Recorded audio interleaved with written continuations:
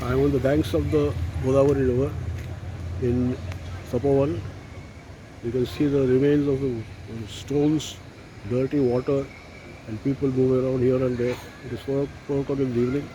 Here the people are here coming, enjoying the place. It is